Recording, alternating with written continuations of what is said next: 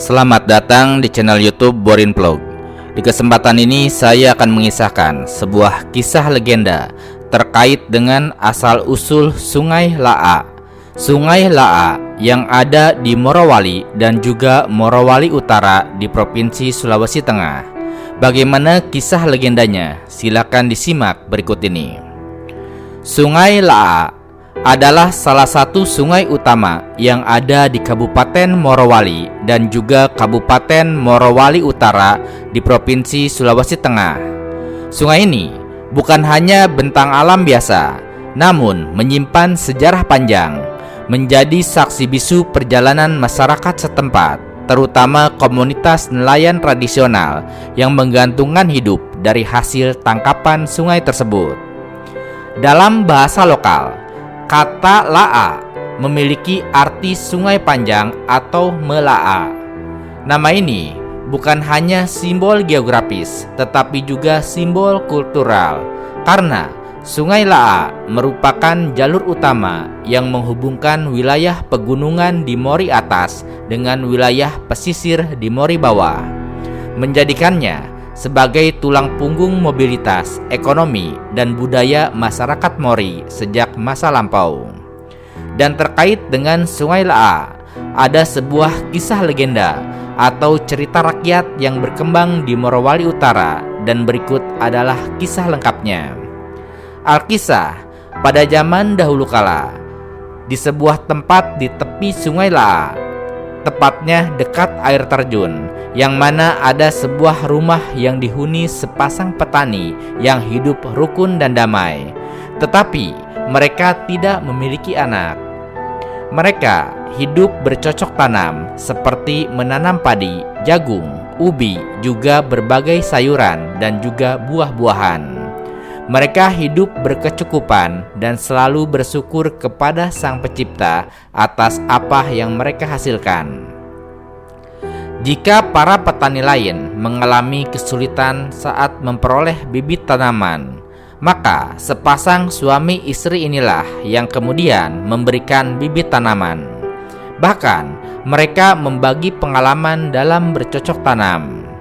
Demikianlah kehidupan si petani yang hidup rukun dan juga damai dalam suka maupun duka.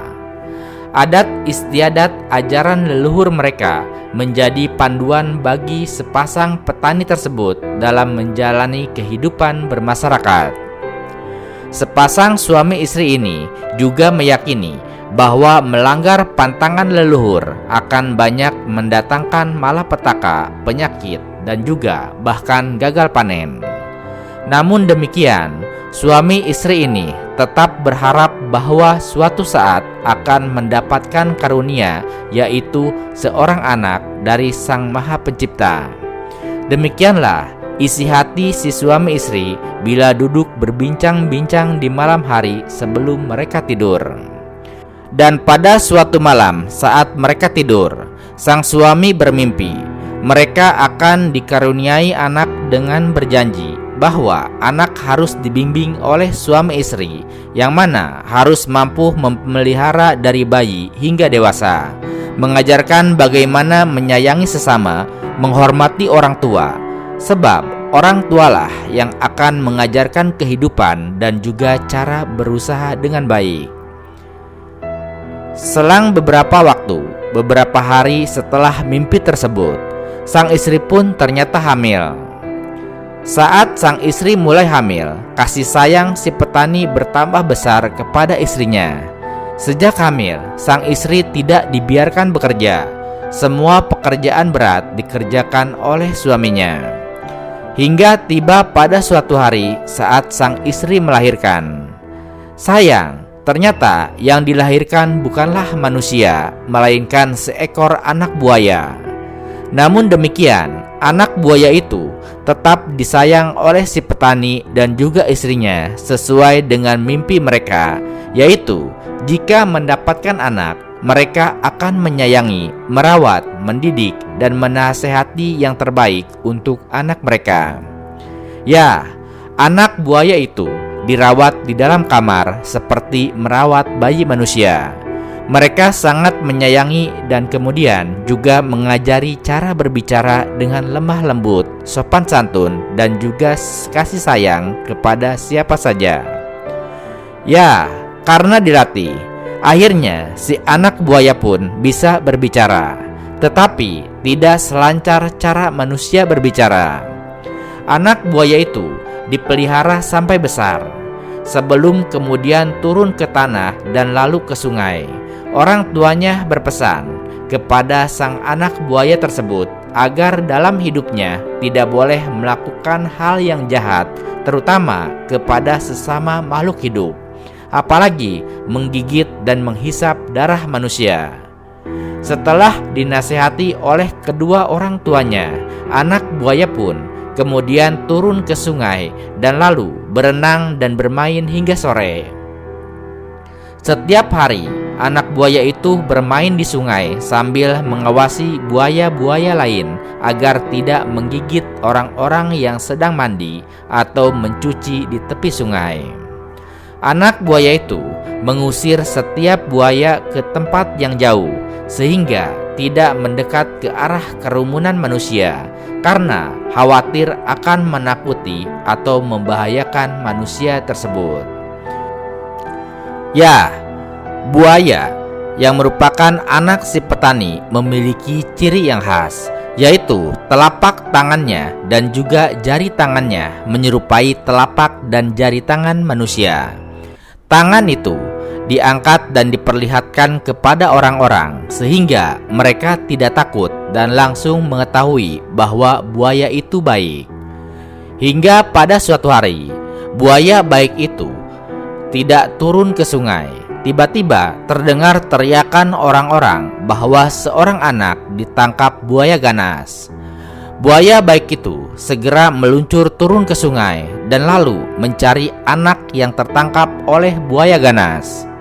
Setelah bertemu, kedua buaya tersebut pun berkelahi. Buaya yang baik menggigit ekor lawannya. Karena kesakitan, sang buaya ganas itu kemudian melepaskan mangsanya. Buaya ganas pun akhirnya lama kemudian mati, dan kemudian mangsanya terlepas dari mulutnya. Dengan cepat, buaya baik itu mengambil dan membawa anak yang sudah meninggal ke tepian tempat orang mandi. Orang tua anak itu pun berterima kasih kepada sang buaya baik karena sudah membawakan anaknya walau sudah meninggal. Kedua orang tua buaya baik juga turun menjemput anaknya yang telah berbuat baik. Akan tetapi mereka sungguh sedih karena melihat darah yang ada di mulut buaya baik. Anak buaya pun teringat nasihat kedua orang tuanya untuk tidak menghisap darah manusia. Sebenarnya anak buaya tidak menggigit anak tersebut, tetapi untuk membawanya ke tepian, sang buaya harus mendorong anak itu dengan menggunakan mulutnya. Menyadari pantangan yang telah diwasiatkan oleh kedua orang tuanya, buaya baik itu pun sangat bersedih. Air matanya mengalir dan kemudian berkata kepada orang tuanya, "Saatnya telah tiba. Saya meninggalkan bapak dan ibu. Saya telah melanggar pantangan yang telah ibu dan ayah berikan. Akan tetapi saya tidak sengaja. Darah anak itu meresap ke dalam mulut saya saat melakukan pertolongan," ujar sang anak buaya baik. Ya, buaya baik itu dibelai oleh kedua orang tuanya sebelum kemudian meluncur ke dalam air. Sebelum pergi, buaya baik berpamitan kepada kedua orang tuanya dan semua orang yang selalu mandi dan mencuci di sungai.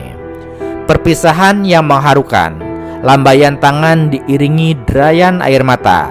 Buaya baik ini berenang ke arah hulu yang tidak jauh dari tempat pemandian kedua orang tuanya. Kemudian buaya baik itu mati dan berubah menjadi buaya batu. Ya, jika musim kemarau, buaya batu itu tampak di permukaan air. Tempat itu kemudian kini disebut dengan nama Limbue Mbaku. Letaknya dekat air terjun yang tingginya mencapai 100 meter.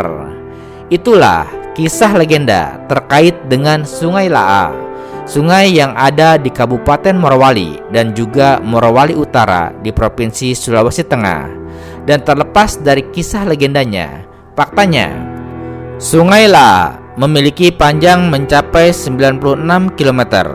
Hulu Sungai Laa berada di kawasan Mori Atas, di mana sejumlah sungai besar seperti Yaentu, Kuse, Kadata, dan Walati bermuara ke Sungai Laa.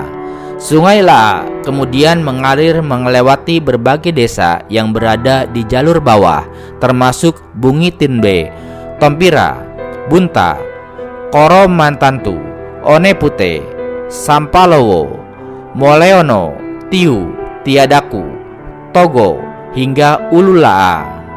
Sementara itu, untuk wilayah atas, Sungai Laa melewati desa-desa seperti Peonea, Lanumor, Pambarea, dan juga Tomata yang merupakan bagian penting dari kehidupan masyarakat adat suku Mori Atas. Sungai ini bukan hanya sebagai sumber air, tetapi juga jalur transportasi utama yang dahulu dilayari dengan menggunakan sampan atau rakit, menghubungkan daerah pedalaman dengan pesisir. Bagi masyarakat Mori, Sungai Laa bukan hanya sekedar jalur air.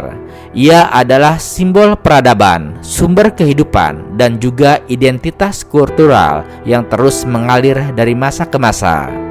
Dalam konteks modern, sungai ini menjadi tantangan sekaligus peluang dalam pembangunan infrastruktur, pelestarian lingkungan, dan juga pengembangan pariwisata berbasis budaya. Pemerintah Kabupaten Morowali dan juga Morowali Utara diharapkan terus menjaga dan memanfaatkan potensi Sungai Laa secara berkelanjutan, tidak hanya sebagai sumber daya alam, tetapi juga sebagai warisan budaya yang tak ternilai bagi generasi mendatang. Namun di balik peranannya sebagai sumber kehidupan, Sungai Laa juga memiliki sisi lain yang perlu menjadi perhatian serius. Karakteristik aliran sungainya yang deras dan juga rentan banjir dalam waktu lama, bahkan bisa berlangsung berbulan-bulan, membuatnya memiliki tingkat resiko tinggi terhadap keselamatan warga. Banjir memang menjadi bagian dari siklus Sungai Laa. Uniknya, saat debit air meningkat, para nelayan justru menyebut hasil tangkapan selalu meningkat. Namun, kondisi tersebut juga meningkatkan potensi bahaya, khususnya bagi pengguna perahu kecil seperti katinting. Selama beberapa tahun terakhir, tercatat sejumlah peristiwa yang melibatkan warga tenggelam atau hilang di kawasan Sungai Laa. Nah, itulah sekilas terkait dengan Sungai Laa, terkait dengan legenda anak buaya baik yang ada di Sungai Laa. Juga terkait sejumlah potensi yang ada di Sungai Laa yang ada di Morowali dan juga Morowali Utara di Provinsi Sulawesi Tengah. Terima kasih sudah menyimak kisah ini di channel YouTube Borin Vlog. Di channel ini Anda juga bisa menyimak berbagai kisah legenda lainnya, baik itu terkait dengan asal-usul sungai maupun asal-usul gunung, baik itu yang ada di Morowali, di Sulawesi Tengah maupun berbagai wilayah Indonesia. Terima kasih atas perhatiannya dan sampai jumpa di cerita lainnya.